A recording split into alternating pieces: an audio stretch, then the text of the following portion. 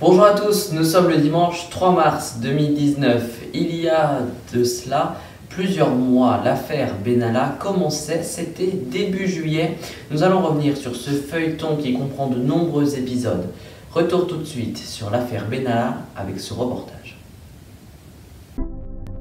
Nous commençons ce reportage par vous présenter le sommaire des affaires Benalla. Il y a tout d'abord les violences du 1er mai, puis ensuite les enregistrements, les passeports diplomatiques et les contrats russes. Les débuts de l'affaire Benalla, eh bien c'est le 1er mai dernier, mais l'affaire Benalla, elle, éclate au cœur de l'été 2018, avec les images le montrant malmené des manifestants, comme vous pouvez le voir sur ces images tirées d'images amateurs.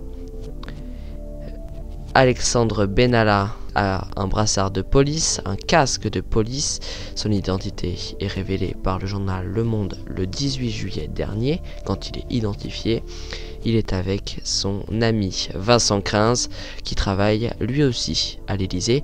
Il est alors chargé de mission, adjoint en chef du cabinet du président de la République. L'Élysée communique tout de suite et suspend le chargé de mission pour une durée de 2 semaines. Après cette suspension, il n'a plus le droit de protéger le président de la République.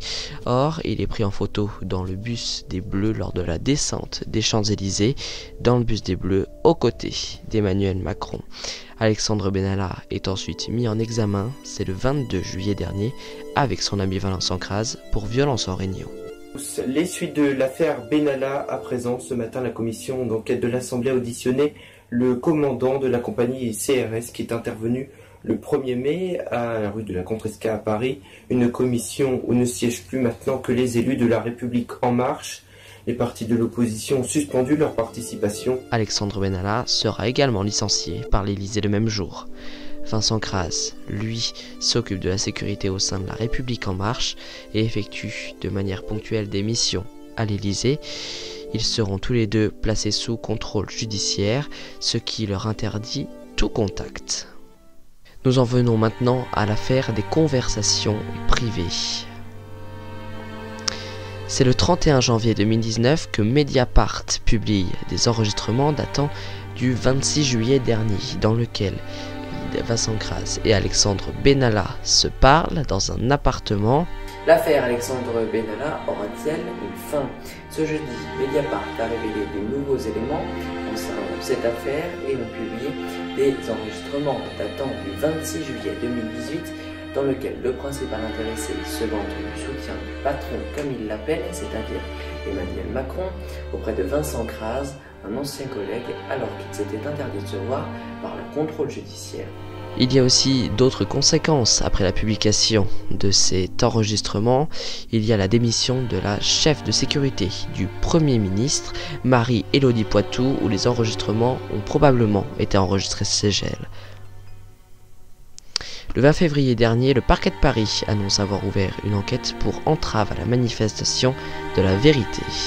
Nous continuons ce reportage avec les passeports diplomatiques. 2 journaux ont publié en décembre 2018 des papiers montrant que Alexandre Benalla était allé dans d'autres pays et avait utilisé ses passeports diplomatiques alors qu'il devait les restituer, comme il l'avait dit à la commission d'enquête. D'après Patrick Stroza, directeur de cabinet du président de la République française, Alexandre Benalla a utilisé une 20aine de fois ses passeports. Alors Alexandre Benalla, lui, contre-attaque et dit à Patrick Stroza que ses passeports sont restés à l'Élysée après son licenciement le 22 juillet dernier.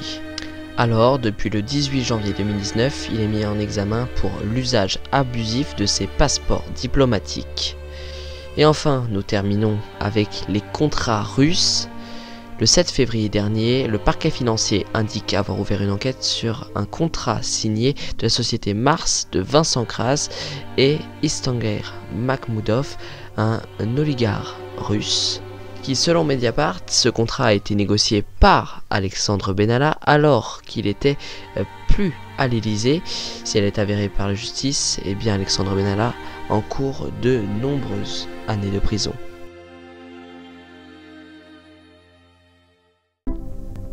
Après la violation de ce contrôle judiciaire, avec la preuve des enregistrements, Alexandre Benalla et Vincent Kras vont en prison. Alexandre Benalla profite d'une cellule de 9 mètres carrés et d'un placement à l'isolement, alors que lui, Vincent Kras, a une cellule totalement normale avec des détenus. Mais dans leur cellule, ils y resteront que très peu, car moins d'une semaine après quelques procédures, Alexandre Benalla et Vincent Kras quittent leur prison, mais sont replacés sous contrôle judiciaire. Ils déposent plainte pour détention illicite d'appareils ou de dispositifs techniques de nature à permettre la réalisation d'interceptions, atteinte à l'intimité de la vie privée et atteinte à la représentation de la personne après la publication de l'enregistrement. Sauf que le 19 février dernier, au palais de justice, alors qu'un mail devait être envoyé pour assurer le transport d'Alexandre Benalla et de Vincent Kras afin qu'ils ne se croisent pas, ce mail n'est pas parti. Et donc ils ont pu se parler dans un box du palais de justice au 9e étage pendant 1 heure, alors qu'ils étaient interdits de se rencontrer et qu'ils étaient dans ce palais de justice parce qu'ils s'étaient rencontrés le 26 juillet dernier. Et enfin, ce vendredi, le téléphone de Benalla et de Kras ont borné le 26 juillet dernier, ce qui approuve les enregistrements du Mediapart du 31 janvier. Ils ont borné au même moment avec la directrice de la sécurité du chef de l'État. Cette affaire est aussi politique avec le Sénat versus l'Élysée. Le Sénat qui a pointé plusieurs dispositifs de l'Élysée.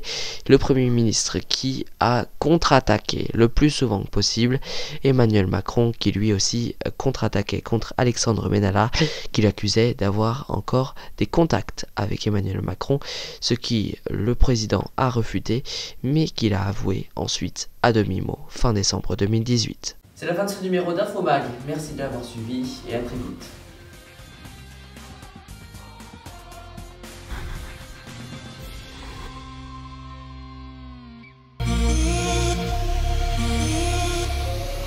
Je vous donne rendez-vous chaque samedi à 18h pour le JT avec toute l'actualité du jour et de la semaine, mais aussi nos chroniques avec le top 3, le chiffre de la semaine et la météo et les sports.